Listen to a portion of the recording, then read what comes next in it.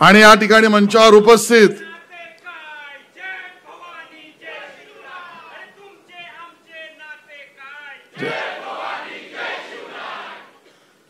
माननीय मंत्री मंगल प्रभात लोढाजी,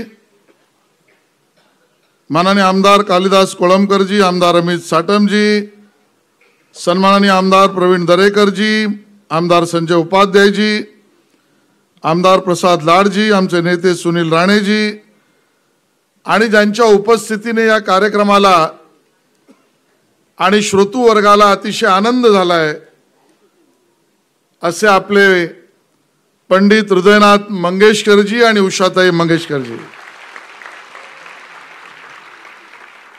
मी जास्त वेळ आपल्यामध्ये आणि देवेंद्रजींमध्ये घेणार नाहीये. मी ज्याचा उल्लेख केला की आपल्या महाराजांचा पराक्रम अद्वितीय अतुलनीय आहे. आपल्या महाराजांनी जगासमोर युद्धनीती, शौर्य या सगळ्या बरोबरच राज्य कारभार कसा चालवला पाहिजे याचं आदर्श उदाहरण या विश्वात संमोहिनी टाकणारा कोणी राजा असेल तर त्या माझ्या राजाचं नाव छत्रपती शिवाजी महाराज आहे. आणि मग त्यांनी निर्माण केलेल्या, उभारलेल्या, पुनर्बांधणी केलेल्या असंख्य किल्ल्यांपैकी हे 12 किल्ले, ज्यात 11 किल्ले महाराष्ट्रातले, एक किल्ला तामिळनाडू जिंजीतला, हा ज्यावेळेला मराठा मिलिटरी लँडस्केप या प्रबंध स्वरूपामध्ये खरं तर या आधीच्याच काळात प्रयत्न, म्हणजे आधीच्या म्हणजे देवेंद्रजींच्याच काळात जे प्रयत्न सुरू झाले त्याला अंतिम स्वरूप आपल्या सगळ्यांना कल्पना आहे, वर्ल्ड युनेस्को मध्ये जागतिक वारसा म्हणून मानांकन त्या ठिकाणी आपल्याला मिळालं. मी सर्व गोष्ट मांडणार नाही, पण होय, माझ्या महाराजांची महती, कर्तृत्व हे जगाला माहीतच आहे. पण झारीतले शुक्राचार्य त्या ठिकाणी सातत्याने हे प्रयत्न करताना आपण पाहिले होते की ज्यामध्ये यात काही ना काही अडचण यावी किंवा येण्यासाठी मनोकामना धरलेली काही मंडळी वैश्विक स्तरावरच्या वर्ल्ड युनेस्कोच्या ॲडवायझरी समितीतल्या आयकॉमॉस मध्ये होती. आपला प्रस्ताव योग्य होता, प्रबंध योग्य होता, संशोधन योग्य होतं, इतिहास पुरावे होते, स्थापत्यशास्त्राचे पुरावे होते. त्या ठिकाणी संशोधनात्मक असलेला अभ्यास हाही आपला परिपूर्ण होता. आणि मग त्याला अंतिम स्वरूप देण्याआधी बसणाऱ्या समितीच्या आधी तथाकथित जे तज्ञ मानले जातात ते त्या आयकॉमॉसचे सदस्य आहेत. मला यापेक्षा जास्त बोलणं संयुक्तिक वाटत नाही, पण त्या आयकॉमॉस मध्ये बसलेल्या काही मंडळींच्या मनामध्ये आणि हालचालीतून योग्य संदेश आम्हाला वाटला नाही. मला या ठिकाणी हे स्पष्ट करायचं आहे, प्रचंड क्षमता असलेला आणि प्रचंड कार्य असलेल्या आमच्या राजाच्या या गडकिल्ल्यांच्या प्रबंधाला मंजुरी देण्याआधीच आयकॉमॉस मधल्या काही झारीतील शुक्राचार्यांनी याला इन्स्क्राइब करण्याऐवजी, म्हणजे मंजूर करण्याऐवजी सल्ला अंतिम समितीला असा दिला की याला आपण डिफर करू, डेफरल बाजूला ठेवू. ही कुणकुण लागल्यावर या ठिकाणी मी माननीय देवेंद्रजींना, आमच्या विभागाने, सर्व सांस्कृतिक विभागातील आमच्या अधिकाऱ्यांनी आणि मी माननीय देवेंद्रजींना भेटलो आणि आम्ही सांगितलं की सगळं शौर्य तर अतुलनीय आहेच, पण काहींची गडबड आणि हालचाल मनाला पटणारी दिसत नाही आणि ते वर्ल्ड युनेस्कोचे ॲडवायझर बोर्डमध्ये बसलेली काही मंडळी आहेत.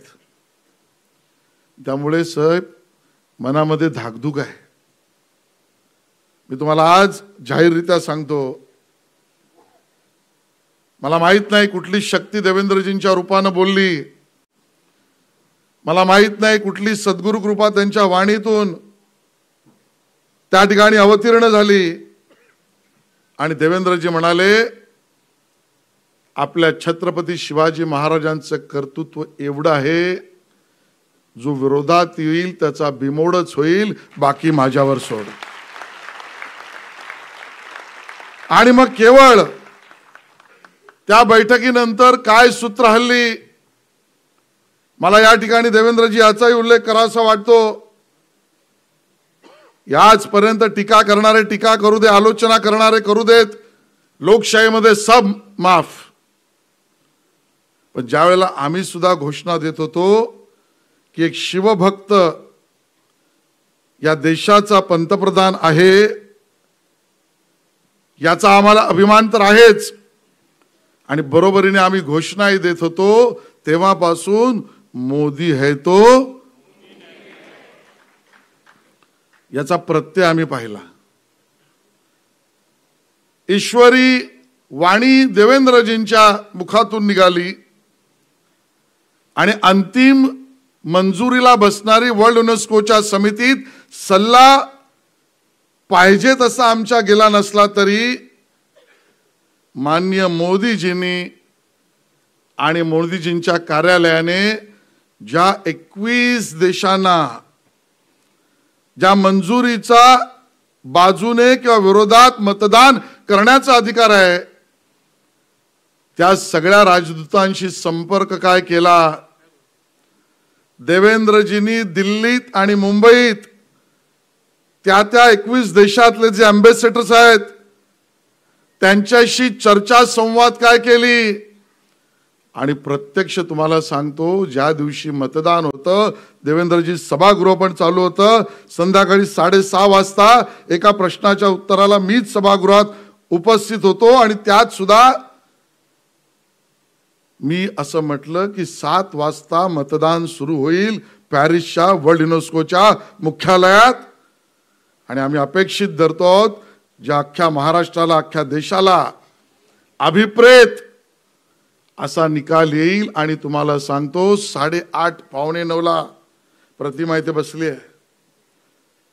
मी घरी पोहोचलो आणि पहिला फोन आमच्या ॲडिशनल चीफ सेक्रेटरीचा आला आणि ते म्हणाले, साहेब असंभव गोष्ट संभव झाली, 21 राष्ट्रांनी आपल्या बाजूने मतदान केलं.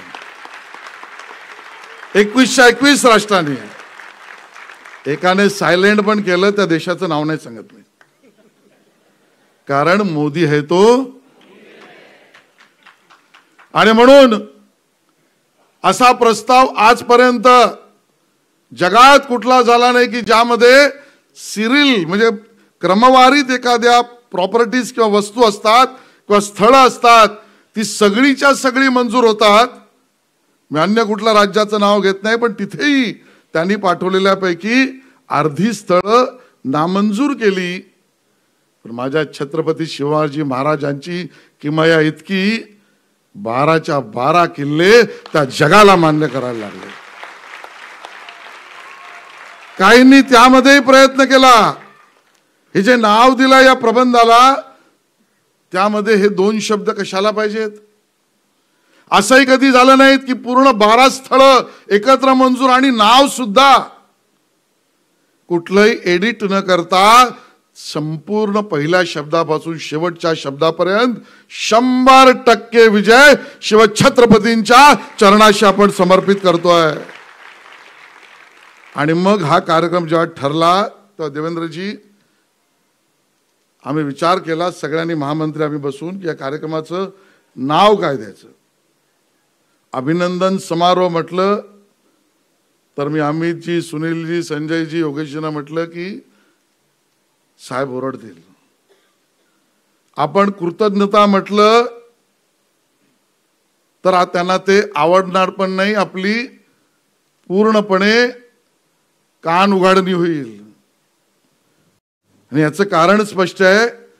मोदीजी असो वा देवेंद्रजी, दोघेही कृतज्ञता किंवा अभिनंदन किंवा आभार हे छत्रपती शिवाजी महाराजांच्या कर्तृत्वाला सलाम करण्याच्या संधीला मानणार नाहीत. कारण एक शिवभक्त म्हणून त्यांनी केलेलं कार्य आहे. आणि म्हणून या सोहळ्याचं नाव कर्तव्यपूर्ती सोहळा, कर्तव्याला जागणारा नेता, अशा आपण त्या ठिकाणी ठरवलं. आणि मग आज मुंबईकरांच्या वतीने आज आपण त्यांचा सन्मान करतो आहोत. आणि आनंद या गोष्टीचा आहे की शिवकल्याण राजा या गीत मालिकेला, या प्रकाशनाला 51 वर्ष झाली. आणि मगाशी मान्य हृदयनाथ मंगेशकरजी म्हणाले की ती सगळी अजरामर गीतं, गाणी, समरगीतं, गौरवगीतं ही बनवणाऱ्यांपैकी आता दुर्दैवाने केवळ ना बाबासाहेब पुरंदरे राहिले, ना आमच्या लता दीदी राहिल्या. केवळ 3 लोक राहिली, त्यातले 2 तंत्रज्ञ आणि आम्हाला प्रेरणा देणारे पंडित हृदयनाथ मंगेशकरजी आमच्या बरोबर सौभाग्याने आहेत. आणि म्हणून उषाताई आणि हृदयनाथजी यांच्या उपस्थितीत आणि त्यांच्या हस्ते हा कर्तव्यपूर्तीचा कौतुक सोहळा हा आपण सगळे पाहतो आहोत. हे आपल्या सगळ्यांनाच सौभाग्य लाभलंय. मी पुन्हा एकदा मंचावरील सगळ्यांना, माननीय मोदीजींच्या सरकारला, केंद्रीय सांस्कृतिक मंत्रालयाला, केंद्रीय मिनिस्ट्री ऑफ एक्सटर्नल अफेअर्सला, माननीय देवेंद्रजींना, माननीय एकनाथ शिंदेजी, माननीय अजितदादा पवार, सांस्कृतिक मंत्रालय, ASI, आपले तंत्रज्ञ, सल्लागार, या सगळ्यांचं मनापासून कौतुक करतो. जय हिंद, जय महाराष्ट्र. एक विनंती आहे, आशिषजींनी संपूर्ण घटनाक्रम